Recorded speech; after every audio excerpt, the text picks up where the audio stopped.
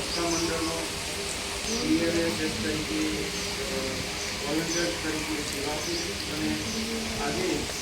આપણી રાજન 3 શાળામાં national reading day દિવસ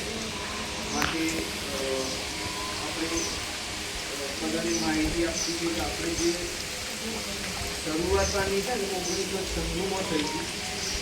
કેરળમાં અને ત્યાર પછી વંચનની શરૂઆત લાઇબ્રેરીએ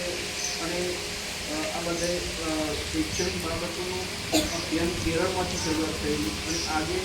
એ દિવસના ભાગરૂપે આજે આપણે સૌ અહીંયા માહિતી માટે માર્ગદર્શન માટે ઉપસ્થિત થયા છીએ અને સૌ વિદ્યાર્થીઓ વાલીઓ અને બાળકો માટે વંચન જ અગત્યનું એટલે આપ સૌ દરેક અભ્યાસનું મિનિમમ રોજના 2